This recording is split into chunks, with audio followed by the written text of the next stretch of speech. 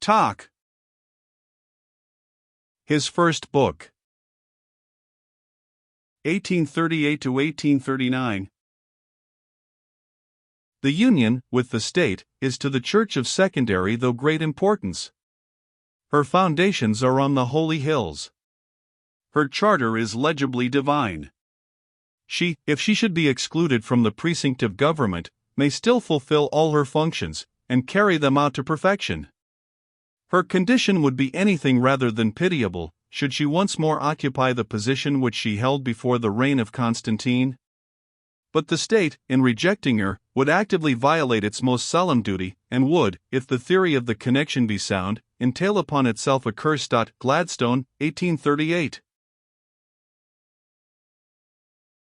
According to Mr. Gladstone, a furor for church establishment came down upon the conservative squadrons between 1835 and 1838. He describes it as due especially to the activity of the Presbyterian Established Church of Scotland before the disruption, and especially to the zealous and truly noble propagandism of Dr. Chalmers, a man with the energy of a giant and the simplicity of a child.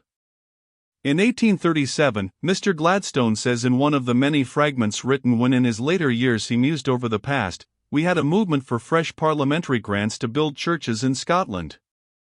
The leaders did not seem much to like it, but had to follow. I remember dining at Sir R. Peel's with the Scotch deputation. It included Collins, a church bookseller of note, who told me that no sermon ought ever to fall short of an hour, for in less time than that it was not possible to explain any text of the Holy Scripture."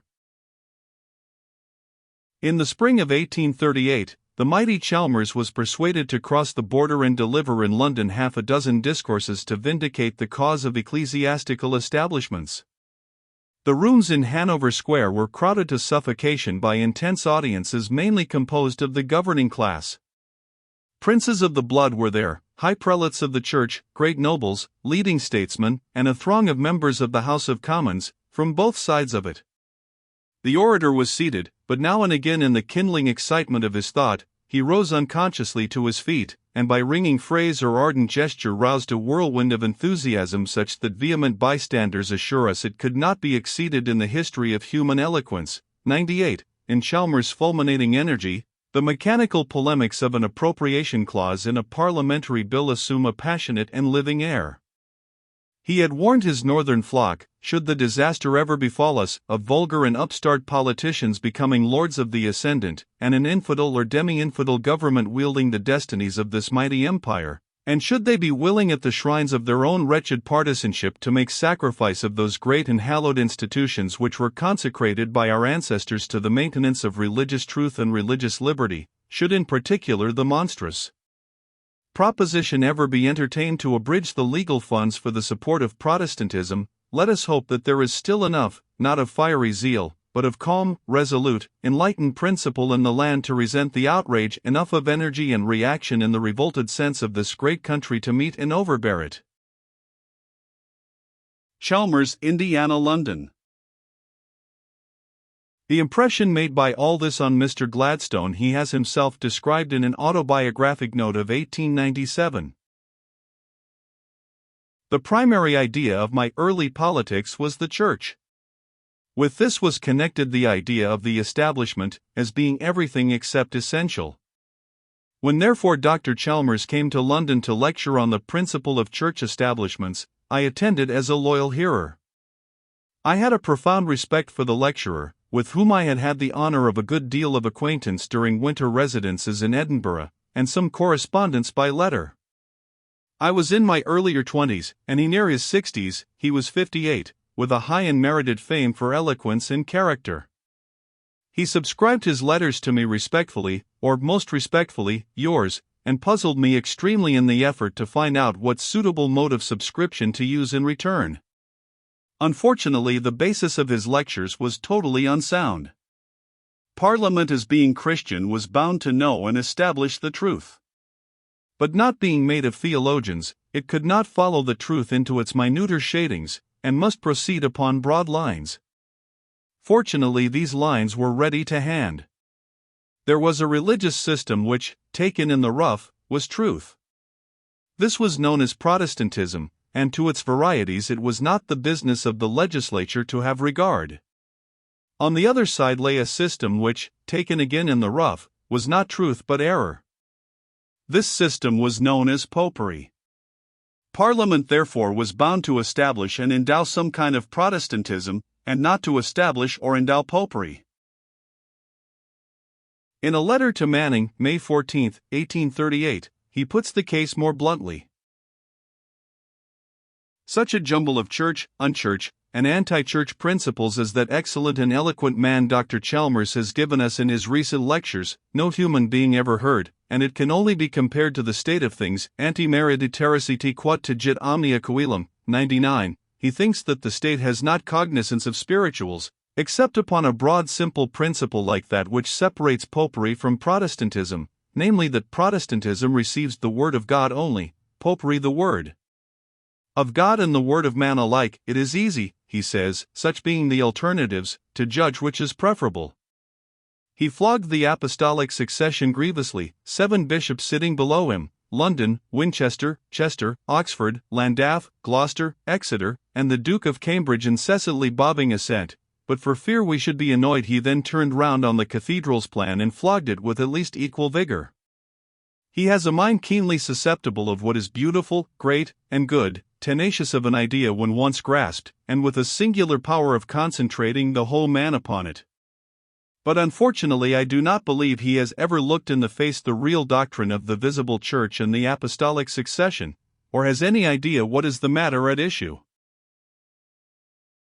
Mr. Gladstone says he could not stand the undisputed currency in conservative circles of a theory like this, and felt that the occasion ought to be seized for further entrenching the existing institution, strong as it seemed in fact, by more systematic defenses in principle and theory.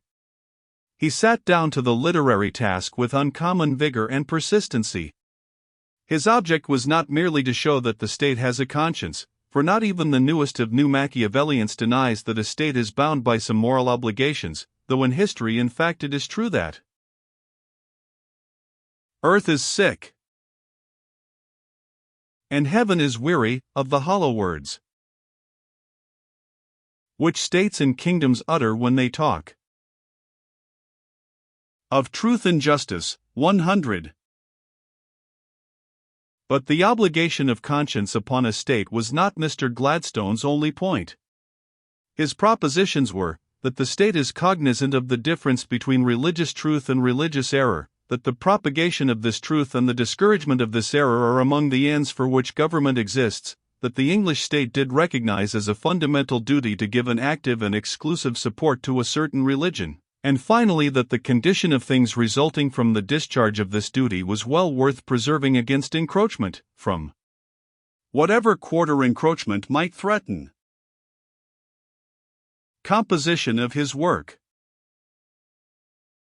On July 23, the draft of his book was at last finished, and he dispatched it to James Hope for free criticism, suggestions, and revision.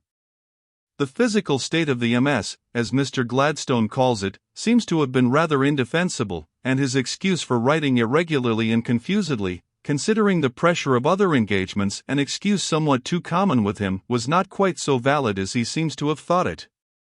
The defects, writes Hope, are such as must almost necessarily occur when a great subject is handled piecemeal and at intervals, and I should recommend, with a view to remedying them, that you procure the whole to be copied out in a good legible hand with blank pages, and that you read it through in this shape once connectedly, with a view to the whole argument, and again with a view to examining the structure of each part. 101. Hope took as much trouble with the argument and structure of the book as if he were himself its author. For many weeks the fervid toil went on. The strain on his eyesight that had embarrassed Mr. Gladstone for several months now made abstinence from incessant reading and writing necessary, and he was ordered to travel. He first settled with his sister at EMS, August 15, whither the proofs of his book with Hope's annotations followed, nor did he finally get rid of the burden until the middle of September.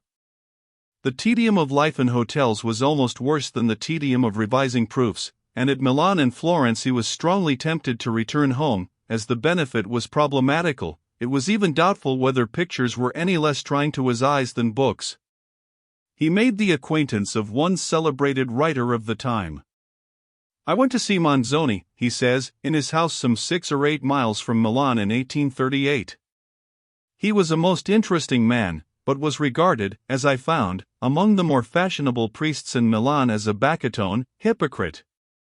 In his own way he was, I think, a liberal and a nationalist, nor was the alliance of such politics with strong religious convictions uncommon among the more eminent Italians of those days." October found him in Sicily, 102, where he travelled with Sir Stephen Glynn and his 2 sisters, and here we shall soon see that with one of these sisters a momentous thing came to pass. It was at Catania that he first heard of the publication of his book. A month or more was passed in Rome in company with Manning, and together they visited Wiseman, Manning's conversion still 13 years off. Macaulay too, now 38, was at Rome that winter. "On Christmas Eve," he says, "I found Gladstone in the throng, and I accosted him, as we had met, though we had never been introduced to each other. We talked and walked together in St. Peter's during the best part of an afternoon. He is both a clever and an amiable man." At Rome, as the state of his eyesight forbade too close resort to picture galleries and museums, he listened to countless sermons, all carefully recorded in his diary. Dr. Wiseman gave him a lesson in the Missal. On his birthday he went with Manning to hear Mass with the Pope's choir, and they were placed on the bench behind the cardinals. At St. Peter's he recalled that there his first conception of the unity of the Church had come into his mind, and the desire for its attainment an object in every human sense hopeless, but not therefore the less to be desired, for the horizon of human hope is not that of divine power and wisdom. That idea has been upon the whole, I believe, the ruling one of my life during the period that has since elapsed. On January 19, he bade a reluctant adieu to the mysterious city, whither he should repair who wishes to renew for a time the dream of life. A few years later Mr. Gladstone noted some differences between English and Italian preaching that are of interest. The fundamental distinction between English and Italian preaching is, I think, this: the mind of the English preacher, or reader of sermons, however impressive, is fixed mainly upon his composition, that of the Italian on his hearers. The Italian is a man applying himself by his rational and persuasive organs to men, in order to move them; the former is a man applying himself, with his best ability in many cases, to a fixed form of matter, in order to make it move those whom he addresses. The action in the one case is warm, living, direct, immediate, from heart to heart; in the other it is transfused through a medium comparatively torpid. The first is surely far superior to the second in truth and reality. The preacher bears an awful message. Such messengers, if sent with authority, are too much identified with, and possessed by, that which they carry, to view it objectively during its delivery. It absorbs their very being and all its energies; they are their message, and they see nothing extrinsic to themselves except those to whose hearts they desire to bring it. In truth, what we want is the following of nature, and her genial development. March 20th, Palm Sunday, 42. 2. Goes abroad. Book published. It was the end of January, 1839, before Mr. Gladstone arrived in London, and by that time his work had been out for 6 or 7 weeks, 103. On his return we may be sure that his book and its fortunes were the young author's most lively interest. Church authorities and the clergy generally, so far as he could learn, approved, many of them very warmly. The Bishop of London wrote this, and the Archbishop of Canterbury said it. It is easy to understand with what interest and delight the average churchman would welcome so serious a contribution to the good cause, so bold an effort by so skilled a hand, by lessons from history, by general principles of national probity and a national religion, and by well-digested materials gathered, as Hooker gathered his, from the characteristic circumstances of the time, to support the case for ecclesiastical privilege. Anglicans of the better sort had their intellectual self-respect restored in Mr. Gladstone's book, by finding that they need no longer subsist on the dregs of Eldony and prejudice, but could sustain themselves in intellectual dignity and affluence by large thoughts and sonorous phrases upon the nature of human society as a grand whole. 104. Even unconvinced Whigs who quarrelled with the arguments, admitted that the Tories had found in the young member for Newark a well-read scholar, with extraordinary amplitude of mind, a man who knew what reasoning meant, and a man who knew how to write. The first chapter dealing with establishment drew forth premature praise from many who condemned the succeeding chapters, setting out high notions as to the Church. From both universities he had favorable accounts. From Scotland they are mixed. Those which are most definite tend to show there is considerable soreness, at which, God knows, I am not surprised, but I have not sought nor desired it. The Germans on the whole approved. Bunsen was exuberant. There was nobody, he said, with whom he so loved sigma upsilon mu phi iota lambda omicron sigma omicron phi epsilon nu kappa alpha sigma upsilon mu phi iota lambda omicron gamma epsilon nu. People have too much to do about themselves to have time to seek truth on its own account. The greater, therefore, the merit of the writer who forces his age to decide whether they will serve God or Baal. Gladstone is the first man in England as to intellectual power, he cried, and he has heard higher tones than anyone else in this land. The Crown Prince of Prussia sent him civil messages, and meant to have the book translated. Rogers, the poet, wrote that his mother was descended from stout nonconformists, that his father was perverted to his mother's heresies, and that therefore he himself could not be zealous in the cause, but, however that might be, of this Mr. Gladstone might be very sure, that he would love and admire the author of the book as much as ever.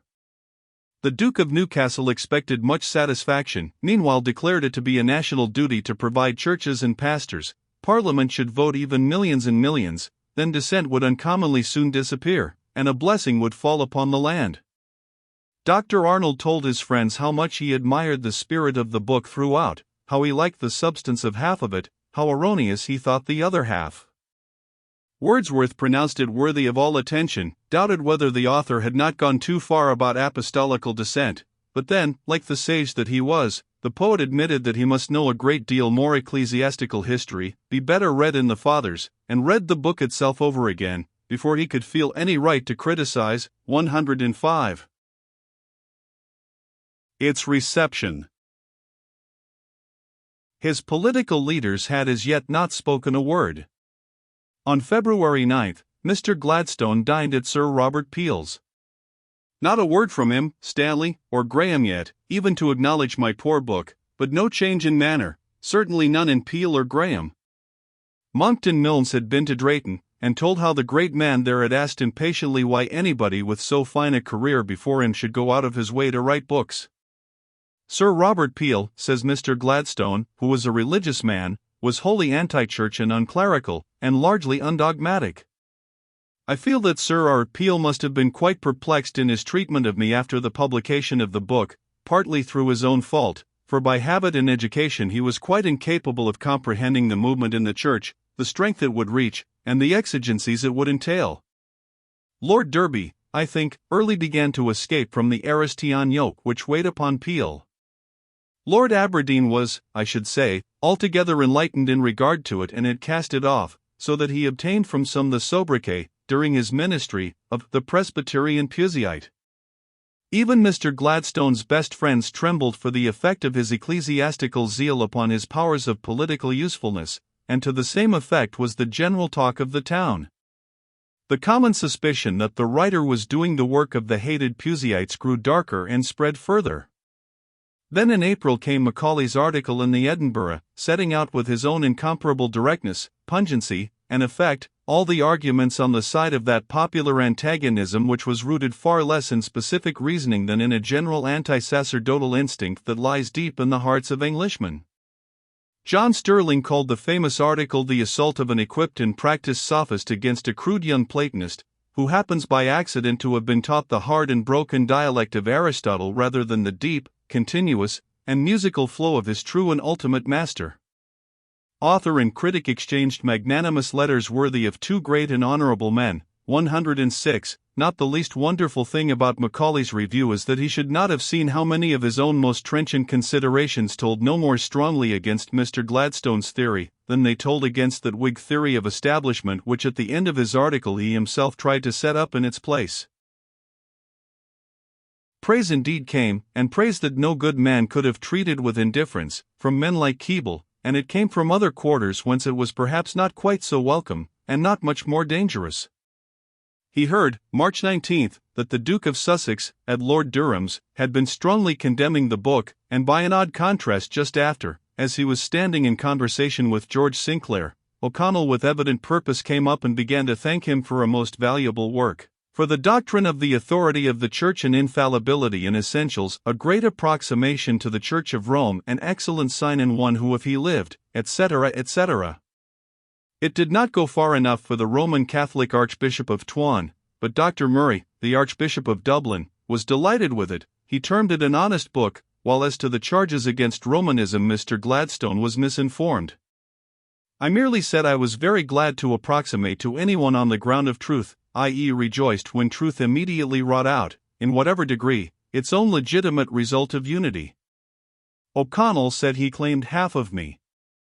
Count Montalembert came to me today, March 23, and sat long, for the purpose of ingenuously and kindly impugning certain statements in my book, viz. 1. That the peculiar tendency of the policy of Romanism before the Reformation went to limit in the mass of men intellectual exercise upon religion. 2. That the doctrine of purgatory adjourned until after death, more or less, the idea and practice of the practical work of religion. 3. That the Roman Catholic Church restricts the reading of the Scriptures by the Christian people. He spoke of the evils. I contended we had a balance of good, and that the idea of duty in individuals was more developed here than in pure Roman Catholic countries. The book too late. All was of no avail. Scarcely had my work issued from the press, wrote Mr. Gladstone 30 years later, when I became aware that there was no party, no section of a party, no individual person probably, in the House of Commons, who was prepared to act upon it. I found myself the last man on a sinking ship. Exclusive support to the established religion of the country had been the rule, but when I bade it live, it was just about to die. It was really a quickened, not a deadened conscience, in the country, that insisted on enlarging the circle of state support. 107. The result was not wholly unexpected, for in the summer of 1838, while actually writing the book, he records that he'd told Pusey for himself alone, I thought my own church and state principles within one stage of being hopeless as regards success in this generation. Another set of fragmentary notes, composed in 1894, and headed Some of My Errors, contains a further passage that points in a significant direction.